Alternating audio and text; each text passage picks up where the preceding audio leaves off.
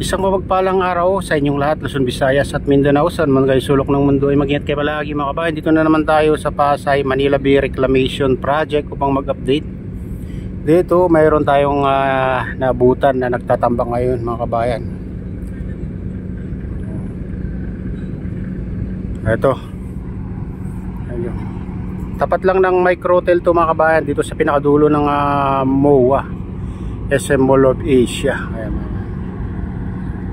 Ayan mga kabayan yung nagtatambak dito. Oo. Lawak na pala ito mga kabayan. Kahapon di tayo dito. Di tayo nakapunta kahapon mga kabayan. Ngayon lang naman tayo maka-update dito. Ito parang pahalang ito mga kabayan ha. Oo. Dati diretso yan papunta sa gitna, pero ngayon dito naman pahalang to, kaya tambakan nila.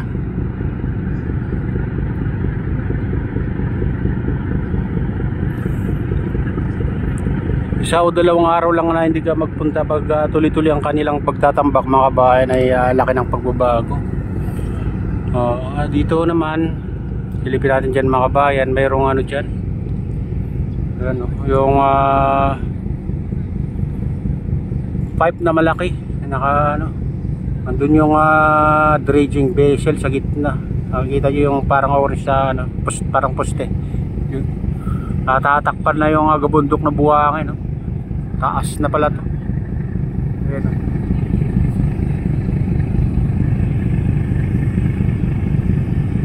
Ito na yung ano, pinapalawak nila mga kabayan, itong island na to, pinakadulo ng tapat ng SM Mall of Asia.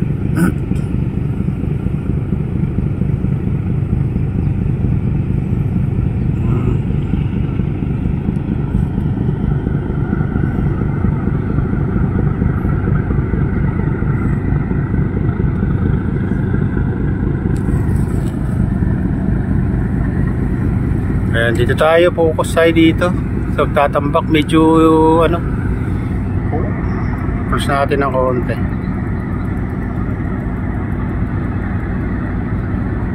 Ayan.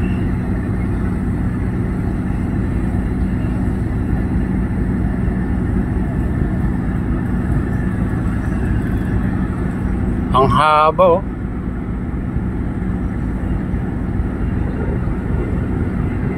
Laking barko.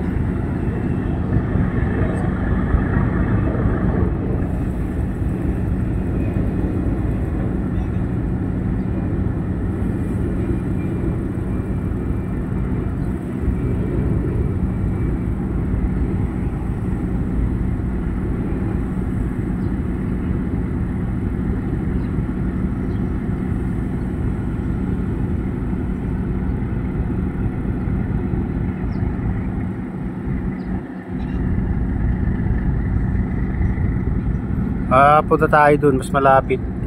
Sana, samahan niyo ako.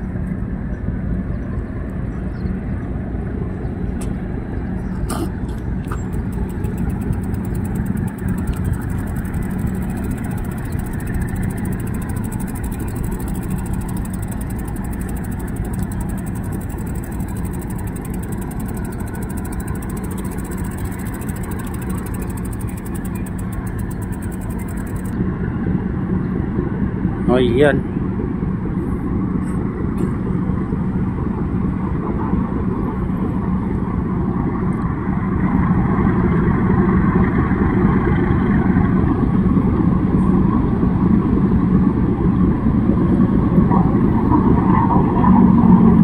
Palawak ng palawak itong island na ito mga bayan.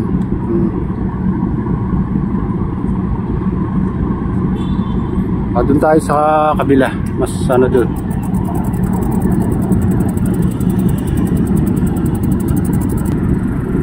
Mayroon din ano doon mga kabayan, no? Nagtatambak sa gitna.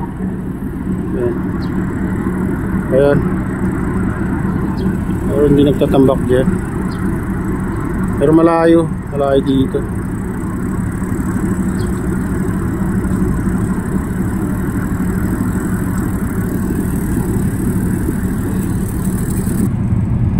Medyo mapag ngayon pero okay lang kasi hindi naman masyadong ano sa kalangitan mga kabayan. Ayun. Hindi masyadong maulap pero dito mapag sa gilid, mas lalo dito banda Cavite, sa Bataan, gandang Bataan.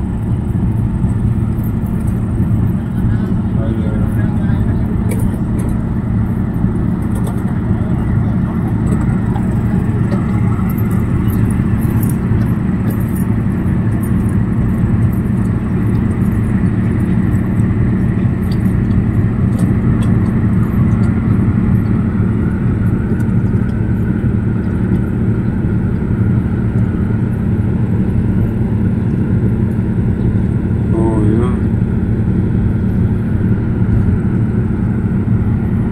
Tayo, focus tayo dito mga kabayan. Medyo umatras ng konti. Ayan.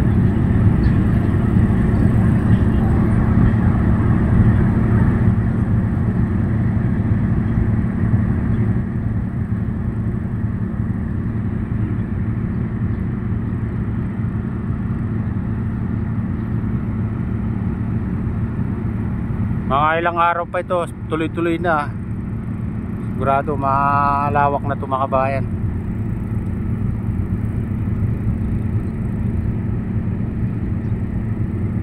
Honghai 199.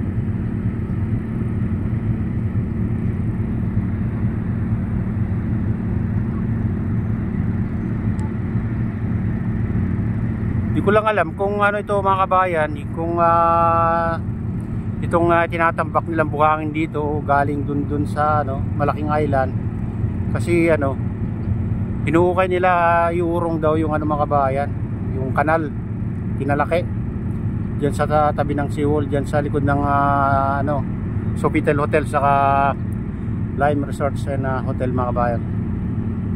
Kasalukuyan ang hinuhukay nila doon. Malawak, parang ganito ang lawak yata ngayon mga kabayan, yung pagitan dito saka doon yung gagawin nila. Ayan.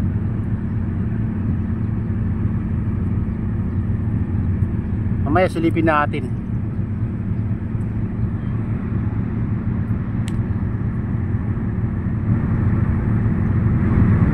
Hindi ko lang sure mga kabayan kung doon galing tong buhangin na tinatambak nila dito o sa ibang lugar.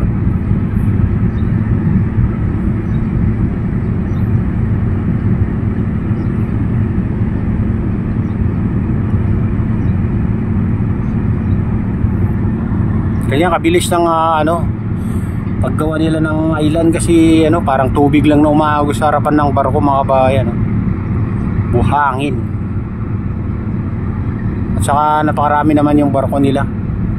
Kaya mabilis silang gumawa ng island.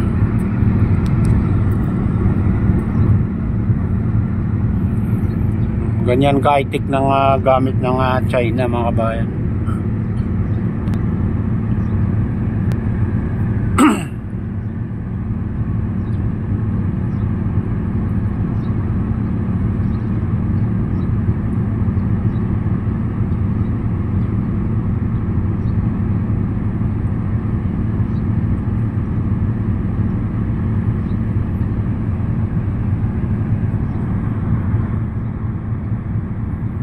Natin konti.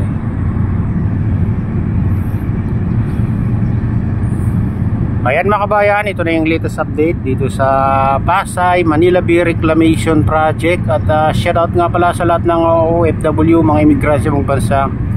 Shoutout sa inyong lahat. Shoutout din sa lahat ng vloggers. Shoutout din sa lahat ng sumusuporta sa aking YouTube channel. Sana hindi kayo magsawang sumuporta. Shoutout din sa lahat ng viewers, mga nagla-likes, sa lahat subscribers, sa lahat viewers. May loud shoutout sa inyong lahat. Shoutout din kay Kuya Iyo, kay Ate Lynn, kay Kuya Rex, sa aking misis. Ayan, shoutout din kay Maman, kay Idol Pablito, kay Victor Vlogs. Ayan, shoutout sa iyo mga idol. Shoutout din kay Kadeop Official, kay Idol Allen. Ayan, kay Ma'am Jasmine at kay Ma'am Princess Priya. Mega loud shoutout sa inyong lahat.